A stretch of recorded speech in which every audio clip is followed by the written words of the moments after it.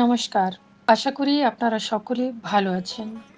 প্রত্যেক সাধারণ থেকে সাধারণ মানুষ নিজের জীবনে কখনো না কখনো অবশ্যই এমন পরিস্থিতিতে ফেঁসেছে, কিন্তু পরক্ষণেই অদ্ভুতভাবে কেউ যেন তাকে সেখান থেকে বের করে নিয়ে এসেছে। এরকম প্রায় লোকেদের সাথে হয়ে থাকে। কারোর সাথে এক দুবার হয়, আবার কারোর সাথে ম্যাক্সিমাম টাইম হয়ে থাকে, কিন্তু হয়। তাহলে এগুলো করে কে? কিভাবে হয়? কেন হয়? এটাই হলো গভীর কথা। কিন্তু সাধারণত কি হয় না, এই বিষয়ে ঢুকে বেশি কেউ কিছু ভাবতে চায় না, বুঝতে চায় না। কেননা যদি সে সাহায্যকারী ব্যক্তি পরিচিত হয়ে থাকে তাহলে তো ঠিক আছে, কিন্তু আশ্চর্য তখন হয় যখন কেউ আপনার পুরোপুরি অপরিচিত থাকে। তাহলেই ভাববেন যে সে কে ছিল। সে সেই ছিল যাকে আমরা অদৃশ্য শক্তি বলে মনে মনে ডাকি, মনে মনে তার চিন্তাও করি। কিন্তু যেহেতু তার কোনো রূপ থেকে আমরা পরিচিত থাকি না, তাই তাদের চিনতেও পারি না। এই অদৃশ্য শক্তিরা কোনো কোনো বিশেষ মানুষকে তার সাধক হওয়ার পূর্ব পর্যন্ত সব সময় লক্ষ্য রাখতে থাকে। অর্থাৎ সে এখনো না তো কোনো বিশেষভাবে সাধক হয়েছে বা খুব একটা যে পুজো আর্চা করছে তা নয়, তবে হ্যাঁ, আধ্যাত্মিক পথে একটু এগিয়ে গিয়েছে, তার মনে একটা আধ্যাত্মিক প্রতি টান রয়েছে। আর সেই সব শক্তিরা লক্ষ্য রাখতে থাকে এদের কাজকর্ম, মনের হাব ভাব, পবিত্রতা, এগুলো তারা ভালো করে লক্ষ্য করতে থাকে। আর যখন বিপদ হয় তো সেখান থেকে তাকে বাঁচিয়েও নেন। আসুন এই বিষয়ে কিছু কথা বিস্তারিতভাবে আমরা আজকে জেনে নেব।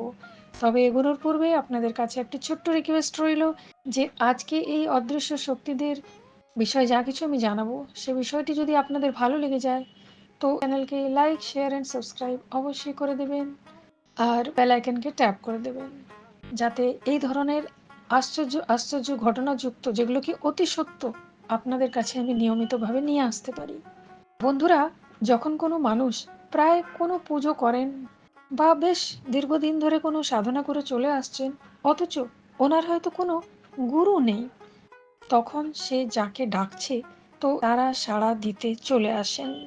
অর্থাৎ যে দেবী দেবতাকে ডাকছেন, পুজো করছেন, তো সেই সাধকের বা সেই মানুষের পুজো দেখে প্রসন্ন হয়ে সেই সব শক্তিরা তাকে সাড়া দিতে চলে আসেন। সেসব বিষয়গুলি অতি ডিফারেন্ট থাকে, যেসব কথা সে মানুষটি ভাবেনি, কিন্তু ধ্যানে সে অনেক রহস্যের কথা জেনে যাচ্ছে। আর অনেক রকমের ঘটনা সেই মানুষটির সাথে ঘটতে থাকে। অনেক সময় সে নানান রকমের রহস্যময় স্বপ্নও দেখে। সে বুঝতে পারে না যে এগুলো কেন হচ্ছে, এর মানে কি, কিন্তু তার মনে এক প্রকারের কৌতূহল সব সময় জেগে থাকে। তো এসব জানায় কি, এসব বিশেষ অদৃশ্য শক্তি বা কোনো দিব্য শক্তিরা সেই মানুষটিকে স্বপ্নে এসে, ধ্যানে এসে কিছু অভূতপূর্ব অদ্ভুত কথা জানিয়ে দিয়ে যাচ্ছেন। এখন এই সাদা সিধে মানুষটি না তো তার কোনো গুরু রয়েছেন, আর না তো সে কোনো বিশেষ সাধকের শ্রেণীতে পদার্পণ করেছে। সে আরও অনেক অনেক কথা জানে না, সেসব অনেক গুপ্ত কথা হয়। যখন স্পিরিচুয়াল লাইনে, স্পিরিচুয়াল জার্নিতে কোনো মানুষ গভীরভাবে ঢুকতে থাকে তখন অনেক কিছু জানতে হয়, না হলে কিছুদিন এগোনোর পরে প্রচুর বাধা সৃষ্টি হওয়া আরম্ভ হয়ে যায়। যেহেতু তার এসব বিষয়ে কোনো গভীর জানা থাকে না, তো সে কি করে, যাও কিছু স্বপ্নে ধ্যানে দেখে সেগুলোকে সে নিজের কোনো পরিচিতকে বা কোনো বন্ধুদের সাথে বসে বেশ গল্প করে থাকে। যেই এই সব কথা সে কোনো তৃতীয় ব্যক্তিকে জানায়, তখন তার প্রতি অদৃশ্য শক্তিরা, যারা তাকে স্বপ্নে ধ্যানে এসে জ্ঞানের কথা জানিয়ে যাচ্ছিল, তারা কুপিত হন। কেন কুপিত হন? এসব বিশেষ অদৃশ্য শক্তি বা কোনো দিব্য শক্তিরা যেরকম অদৃশ্য জগতের বাসিন্দা, সেই রকম তারা নিজেকেও, নিজের বিষয়গুলিকে তারা পর্দায় রাখা পছন্দ করেন, গোপন রাখা পছন্দ করেন। তারা এটাই চান যে আমি যা বলছি সে সাধক সেগুলো জানুক, ব্যাস, এর বেশি আরও কেউ যেন না জানতে পারে। এটা কিন্তু প্রত্যেক অদৃশ্য শক্তি, দিব্য শক্তি, অলৌকিক শক্তি এদের এক প্রকারের টিপিক্যাল কোয়ালিটি হয়ে থাকে।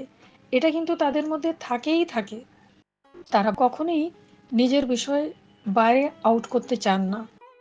এটা তাদের মধ্যে বিশেষ প্রকারের সূক্ষ্ম কোয়ালিটি, যেটা কি ওরা কখনোই বেপরদা হতে পছন্দ করেন না। তো এগুলোকে বুঝতে হয় অনেক।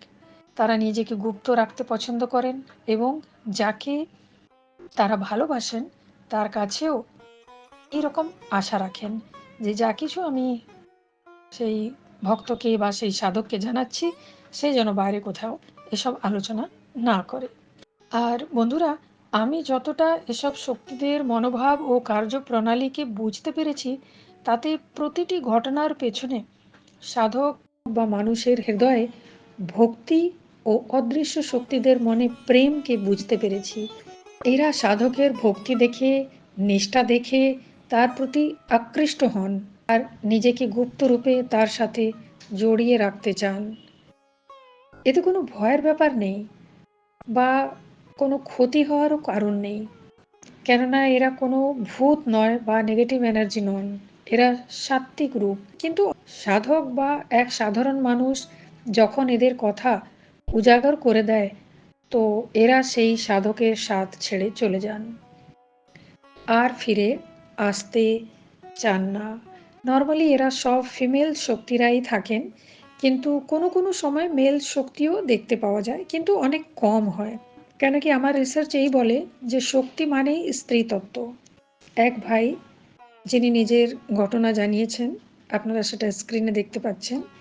আমি ওনার এই ঘটনাটি পড়ে পুরোভাবে একমত হয়েছি যে তিনি সত্য কথা বলছেন, এরকম হয়।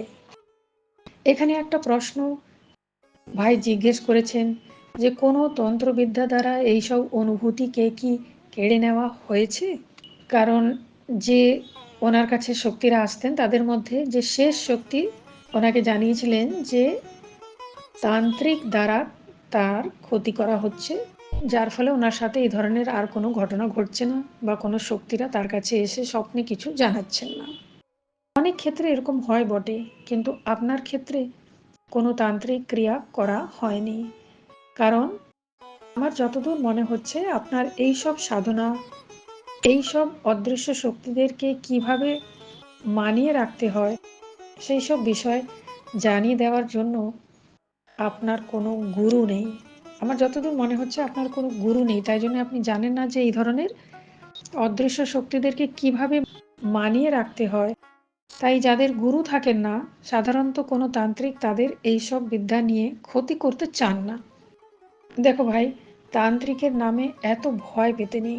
অনেক শ্রেষ্ঠ তান্ত্রিকরাও রয়েছেন, এসব কথা কেউ মানুক আর না মানুক। এখন আপনি চাইছেন যাতে আবার আপনি সেসব অনুভবগুলোকে অর্জন করতে পারেন, পুজো আর্চা ধ্যান ইত্যাদি করতে পারেন, আবার অদৃশ্য শক্তিদের সাহচর্য পেতেও চাইছেন। প্রথমে তো আপনাকে এইসব বিষয়ের গুরু দীক্ষা নিতে হবে। দ্বিতীয় কথা হচ্ছে যে ঘুমানোর সময় জাস্ট ঘুমোতে যাচ্ছেন তার পূর্বেই সেসব শক্তিদেরকে বিছানায় বসে বসেই সেসব শক্তিদের কাছ থেকে ক্ষমা চাইতে হবে যে আপনি ওনাদের বিশ্বাসকে ভঙ্গ করেছেন। ওনারা যেসব কথা বিশ্বাস করে আপনাকে জানিয়েছেন সেসব কথা আপনি নিশ্চয়ই কাউকে বলেছেন, যতদূর আমি বুঝতে পারছি। কেননা এসব ঘটনা তখনই ঘটে যখন তাদের এইসব গুপ্ত কথা আউট হয়। তো আপনাকে ক্ষমা চাইতেই হবে, প্রার্থনা করতেই হবে। যদি তাদের মনে হয় যে আপনার মধ্যে এখনো সচ্চাই আছে, তো তারা আবার আসবেন। তৃতীয় ইম্পর্টেন্ট কথাটি বলতে চাইব যে এদেরকে ফিরে পাওয়া একটু মুশকিল হয় বটে। কপাল ভালো থাকলে তারা ফিরে আসবে, কেননা এসব হচ্ছে গুরুমার্গীর বিষয়। গুরু যে পথ দেখিয়ে দেবেন সেই পথে চললে তারা আবার আসা আরম্ভ করবে। প্রেম যেরকম যত চাপা থাকবে, গোপন থাকবে, গুপ্ত থাকবে, তত সুন্দর হয়, তেমনি এদের প্রেম ও সবসময় পর্দার আড়াল চায়। এসব বুঝতে হয়। এসব হচ্ছে পরস্পরের প্রতি সম্মানের বিষয়। এসব শক্তিদের প্রচুর সম্মান দিতে হয়। কৌতূহলবশত তাদের পাওয়া যায় না। হৃদয়ের পবিত্র বন্ধনে বাঁধতে পারলে এদের পাওয়া যায়। ভগবানকে ডাকুন, আর তার অনুকম্পাই শ্রেষ্ঠ। আমি তো এই বলবো যে ভবিষ্যতে নিশ্চয়ই আপনাকে এক বড় সাধক হতে হবে। তাই এই ছোট ছোট ঘটনা, ভুল ভ্রান্তি জীবনে ঘটে চলেছে, নিজেকেও সেরকম সুদৃঢ় হতে হবে, তবে গিয়ে তারা, অর্থাৎ সেসব শক্তিরা রাস্তা তৈরি করে দেবে। এক নয়, একাধিক রাস্তা তৈরি করে দেবে। নিষ্ঠা রাখতে হবে যে আমি এই কাজটি করব করব করব। ভবিষ্যতে কি কি ঘটনা ঘটলো, গুরু পেলেন কিনা, আমাকে জানাতে থাকবেন। ঈশ্বরের কাছে প্রার্থনা রইল যারা এই পথে চলেছেন সবাই সফল হন। অনেক সময় ভালো শক্তিদের সাথে কিছু অসৎ শক্তি মজা নিতে চলে আসেন। তাই এই যে নেগেটিভ কথাগুলো, যেরকম কি আপনাকে যেসব শক্তিরা বলেছেন যে তন্ত্রক্রিয়া করা হয়েছে যার ফলে আপনি আর কিছু জানতে পাচ্ছেন না, অ্যাকচুয়ালি কিন্তু সেটা ফ্যাক্ট নয়। অনেক সময় আপনার ভালো পথ, ভালো কাজ দেখেও অনেক নেগেটিভ এনার্জিরা এগোতে দিতে চায় না, তখন তারা এই ধরনের কথাগুলো বলে থাকে। তো আশা করব যে আমি যা পথ দেখিয়ে দিলাম, যেভাবে আপনাকে বুঝিয়ে দিলাম, সেগুলোকে বুঝে চেষ্টা করুন। কোনো ভালো গুরুকে যদি আপনি পেয়ে যান তো খুবই ভালো। তবে এটা শিওর, যদি আপনি ভক্তি সহকারে ক্ষমা চেয়ে আবার তাদেরকে ডাকাডাকি শুরু করবেন, তো অবশ্যই তারা আসতে পারে। আমি শিওর বলছি না, কেন কি তারাও খুব জেদি হন। একবার চলে গেলে তারা ফিরে আসতে চান না।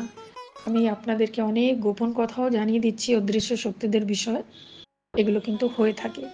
আর যদি কোনো সময় এদেরকে ফিরে না পান, তার জন্যে ভেঙে পড়তে নেই, দুঃখী হতে নেই। এটা জেনে রাখুন যে আমি বললাম যে আপনার নিশ্চয়ই ভবিষ্যতে কোনো বিশেষ আধ্যাত্মিক পথে যাওয়ার রাস্তা তৈরি হচ্ছে, যার ফলে এই ধরনের ঘটনাগুলো আপনার সাথে ঘটলো। তাহলে ঠিক আছে, যাদের সাথে, এটা শুধু আপনার জন্যই নয়, যারা এই পথে চলে এই ধরনের অনুভব করছেন, তারা অবশ্যই নিজের নিজের উদ্দেশ্যে সফল হবেন। আমি আবার আসবো কিছু নতুন বিষয়কে নিয়ে, আপনাদের আরও কিছু প্রশ্নের উত্তর নিয়ে। তাহলে আজ এই পর্যন্ত। আপনারা সকলে ভালো থাকুন। জয় রঘুনাথজি।